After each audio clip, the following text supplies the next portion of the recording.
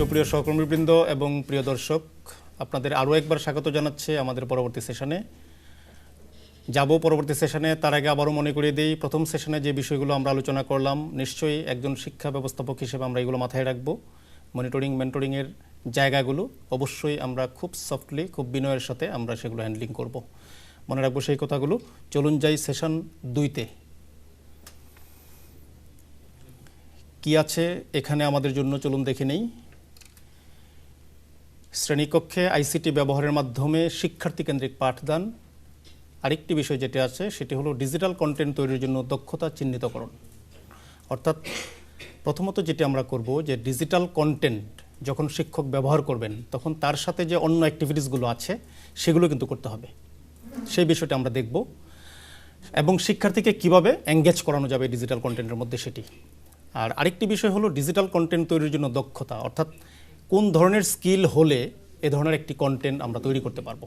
তাহলে চলুন আমরা দেখে নিই যে আমাদের প্রথম যে বিষয়টি রয়েছে, যে শিক্ষার্থী কেন্দ্রিক ডিজিটাল কন্টেন্ট কিভাবে তৈরি করা যায়। অর্থাৎ শিক্ষকরা যখন ডিজিটাল কন্টেন্ট তৈরি করবেন তখন সেটিকে কিভাবে শিক্ষার্থী কেন্দ্রিক করবেন। আপনারা খুব ভালো করে খেয়াল করুন যে শিক্ষকরা যখন কোনো ইমেজ অ্যানিমেশন ব্যবহার করবেন সেগুলো কোনোভাবেই নিজেরা ব্যাখ্যা করবেন না, এগুলো দেখিয়ে শিক্ষার্থীকে প্রশ্ন করবেন, প্রশ্ন করে শিক্ষার্থীর কাছ থেকে উত্তরগুলো নিতে হবে। এটি হলো প্রথম কথা। অর্থাৎ শিক্ষকরা এটি কোনোভাবেই বর্ণনা বা ব্যাখ্যা করবেন না। দ্বিতীয়ত যেটি রয়েছে, যে শিক্ষক শিক্ষার্থীদেরকে প্রশ্ন করে বিভিন্ন বিষয়ে তাদের কাছ থেকে উত্তর বের করে আনবেন। আর যখন এই প্রশ্নগুলো শিক্ষক করবেন, শিক্ষার্থীকে কথা বলার সুযোগ দেবেন, তখনই কিন্তু পার্টিসিপেশনটা হবে। শ্রেণীকক্ষের পরিবেশ অনুযায়ী একক, জোড়ায় বা দলীয় কাজ করাবেন। অর্থাৎ শিক্ষক দেখবেন যে তার শ্রেণীকক্ষে শিক্ষার্থীর সংখ্যা কত। যদি সেটি 30 বা 40-এর মধ্যে থাকে তাহলে সেখানে দলীয় কাজ হতে পারে, তার বেশি হলে দলীয় কাজ সেখানে ভালো হবে না, সেক্ষেত্রে একক কাজ অথবা জোড়ায় কাজ করানো যেতে পারে। অর্থাৎ শ্রেণীকক্ষের সাইজ অনুযায়ী শিক্ষক সিদ্ধান্ত নেবেন যে কোন কাজটি তার শ্রেণীর জন্য উপযোগী। পর্যবেক্ষণে প্রাপ্ত তথ্যাদি শিক্ষার্থীদের দিয়ে বোর্ডে লেখানোর ব্যবস্থা নিতে হবে। অর্থাৎ আপনি যদি শিক্ষার্থীদেরকে কোনো কাজ দেন, শিক্ষার্থীরা যদি এটি দলীয়ভাবে চিন্তা করে তাহলে সেই কাজটি উপস্থাপন করতে হবে অথবা বোর্ডে সেটি লেখানোর ব্যবস্থা করতে হবে। পাঠ উপস্থাপনার মূল কাজে অবশ্যই শিক্ষকের বক্তৃতা বা বর্ণনা পরিহার করতে হবে। সুপ্রিয় দর্শক, যারা এই প্রোগ্রামটি দেখছেন তাদের জন্য বলে রাখি, অর্থাৎ শিক্ষক যখন ডিজিটাল কন্টেন্ট ব্যবহার করবেন সেখানে বক্তব্যের পরিমাণটা কম থাকবে। অর্থাৎ ইমেজ, অ্যানিমেশন এগুলো থাকবে বেশি, শিক্ষার্থীরা যাতে সেটি দেখে তার বিষয়টি বুঝতে পারে। অর্থাৎ বক্তব্যটা এক্ষেত্রে যত কম দেয়া যায় সেই বিষয়টি মাথায় রাখতে হবে। শিক্ষক ক্লু দিয়ে শিক্ষার্থীদেরকে সহায়তা করবেন, শিক্ষার্থীরা সেগুলো বর্ণনা করবে। অর্থাৎ কখনো কখনো এমন হয় আমাদের সংজ্ঞা দিতে হয়, তো সেই ক্ষেত্রে শিক্ষক সরাসরি সংজ্ঞাটা দিবে না, শিক্ষক ক্লু দিয়ে সাহায্য করবে আর শিক্ষার্থীরা সেই ক্লুগুলো নিয়ে সংজ্ঞাটি তৈরি করবে। অর্থাৎ এইভাবে শিক্ষক শিক্ষার্থীদেরকে সাহায্য করবেন। চলুন দেখে নিই এরপর কি আছে। দেখুন এখানে একটি ইমেজ, 30 সেকেন্ড সময় খুব ভালো করে দেখবেন যে এর মধ্য দিয়ে আমি আপনাদের কাছ থেকে বের করে আনবো যে এটা আসলে কি মিন করতেছে। এখানে অনেকেই হাত দেখাচ্ছেন, আমি বলার আগেই বলতে চাচ্ছেন অনেকেই। আমি যাদের কথা শুনিনি তাদের কথা শুনবো এবার। পিছনে, হ্যাঁ আপনার কথা শুনতে চাই না, পাশে, হ্যাঁ আপনি, হ্যাঁ ছবিটা দিয়ে আপনি। ধন্যবাদ স্যার। আমরা ছবিটা যেটা দেখছি যে অপরিকল্পিত নগরায়ন। আচ্ছা, এখানে সামনে অট্টালিকা কিন্তু তার পিছেই হচ্ছে আবর্জনা, ময়লার স্তূপ পরিলক্ষিত হচ্ছে।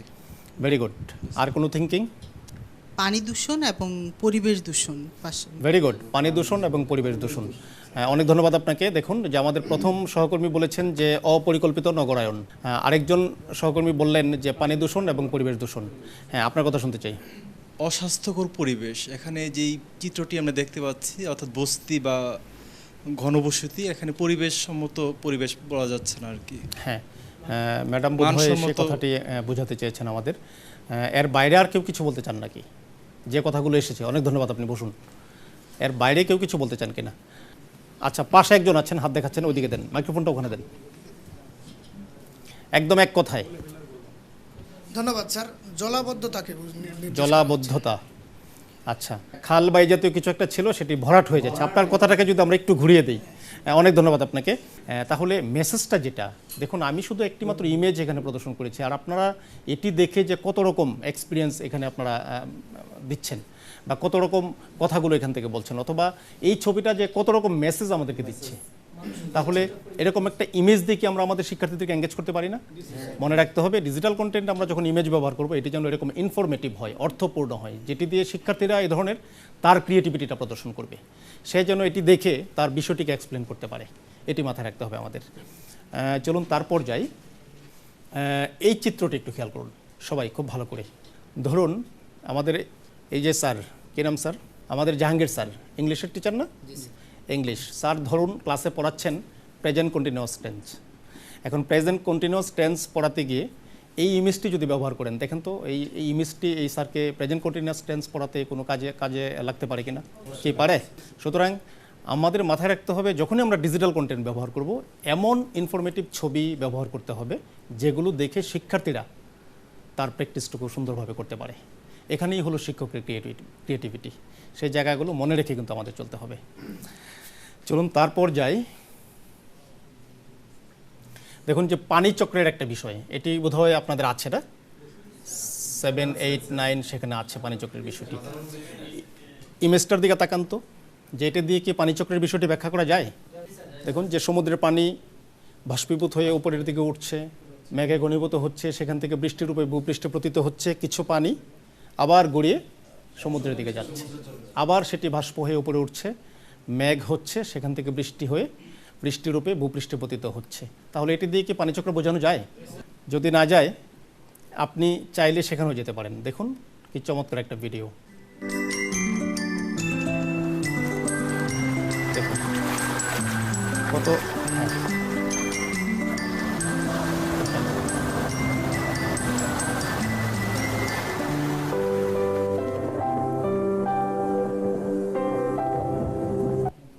খেয়াল করুন যে বৃষ্টি হচ্ছে, পানি সমুদ্রে গড়িয়ে যাচ্ছে, সূর্যের তাপে সে পানিগুলো বাষ্প হয়ে উপরে উঠছে এবং মেঘ হচ্ছে বৃষ্টিরূপে ভূপৃষ্ঠে পতিত হচ্ছে।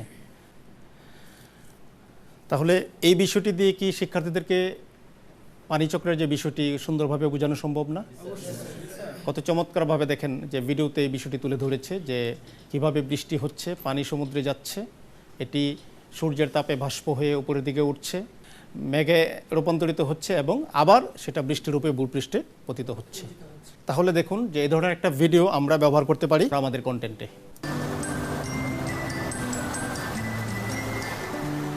খেয়াল করুন সবাই যে বৃষ্টি হচ্ছে, পানি পড়ছে, কিছু পানি গড়িয়ে সমুদ্রের দিকে যাচ্ছে। তাহলে পানিচক্রের মতো বিষয়টিকে আমরা কত চমৎকারভাবে শিক্ষার্থীদের সামনে তুলে ধরতে পারি। বৃষ্টি হচ্ছে, পানি গড়িয়ে সমুদ্রে যাচ্ছে, কিছু পানি আবার সূর্যের তাপে বাষ্প হয়ে উপরে উঠছে, মেঘে রূপান্তরিত হচ্ছে, বৃষ্টিরূপে ভূপৃষ্ঠে পড়ছে। তাহলে পানিচক্রের মতো এই ধরনের বিষয়ে বিজ্ঞানের আমাদের অনেক টপিক আছে যেগুলো শিক্ষক চাইলে এই ধরনের ছোট্ট ভিডিও অথবা কোনো ইমেজের সহযোগিতা নিয়ে শিক্ষক তুলে ধরতে পারেন।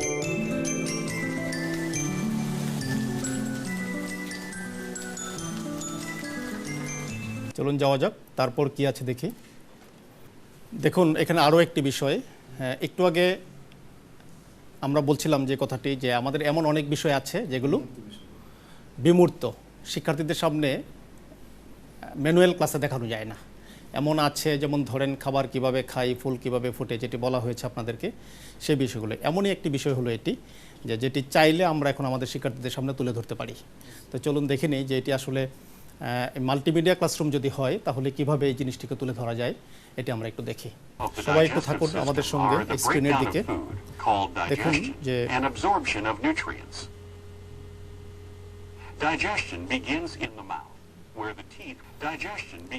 খাবার খাচ্ছি যে সেটি কোথায় যাচ্ছে, কিভাবে যাচ্ছে, কিংবা এখানে আমাদের যে অর্গানগুলো আছে এটার যে ভূমিকাটা কি, এটি কিন্তু এখন খুব সুন্দরভাবে মাল্টিমিডিয়া ক্লাসরুম যদি হয় তা দিয়ে কিন্তু আমরা তুলে ধরতে পারি।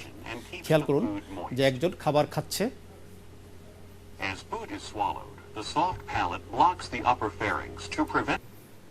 এখানে একটি মজার বিষয়, আমাদের সবারই এখানে কিন্তু একটি জিহ্বা আছে। বলতে পারবেন কি একজন যে এটার ফাংশনটা আসলে কি? হাত দেখাচ্ছেন অনেকেই, কি ফাংশনটা কি? ধন্যবাদ স্যার। এটার কাজ হচ্ছে আমরা যখন খাবারটা গ্রহণ করি তখন শ্বাসনালীটাকে বন্ধ রাখে। যেন শ্বাসনালীর ভিতর আমাদের কোনো খাবার না প্রবেশ যায়। করতে না আর পারে। শ্বাসনালীতে যদি কোনো কারণে কোনো খাবার প্রবেশ করে তখন আমাদের অবস্থাটা কি হয়? স্নেজিং হয়, হাঁচি। তখন আরেক পাশে থেকে আরেকজন বলে পানি খাও, কিংবা পিঠ চাপড়ে দিচ্ছে, বলছে যে অমুকজন তোমাকে স্মরণ করতেছে। আসলে ভুল কনসেপ্ট। অনেক ধন্যবাদ আপনাকে, বসুন। আসলে তাই এর কাজটা হলো যে শ্বাসনালীটাকে বন্ধ করে দেয়া, খাবারটি যাতে খাদ্যনালী দিয়ে প্রবেশ করতে পারে সেই জায়গাটি তৈরি করে দেয়া। দেখুন যে অনেক শিক্ষিত মানুষরাও কিন্তু এই বিষয়টি জানেন না। তাহলে আমরা কি পারি যে বিমূর্ত বিষয়গুলোকে মাল্টিমিডিয়া ক্লাসরুম যদি হয়, ডিজিটাল কন্টেন্ট যদি হয়, তাহলে সেটিকে তুলে ধরতে? প্রিয় দর্শক, আমরাও মাথায় রাখবো এগুলো। যখন কোনো ক্লাসরুমে যাব, শিক্ষকরা এই বিমূর্ত বিষয়গুলোকে এভাবে শিক্ষার্থীদের সামনে তুলে ধরতে পারছেন কিনা সেটি আমরা দেখব। দেখুন খাবারটি যাচ্ছে। The bolus now enters the stomach. এবং স্টোমাকে যাওয়ার পর দেখুন যে called rugae allow for expansion as the stomach fills. Stomach cells রসগুলো secrete কিভাবে এসে hydrochloric খাবারকে acid, হজম করতে pepsinogen, সাহায্য and করছে, various এই regulatory বিষয়গুলো hormones that আমরা এখন chemically digest the bolus. চাইলেই কিন্তু শিক্ষার্থীদেরকে এগুলো দেখাতে পারি। Muscular এই সুযোগগুলো contractions তৈরি of করে the দিবে stomach churn digital its content. contents to further break down the bolus and mix it with stomach secretions.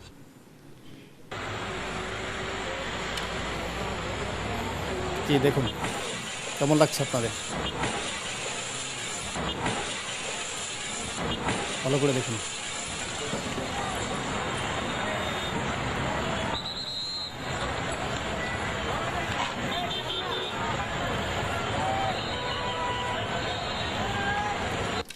এই জায়গাটাতে খেয়াল করুন, অ্যাক্সিডেন্ট কিন্তু হয়ে গিয়েছে।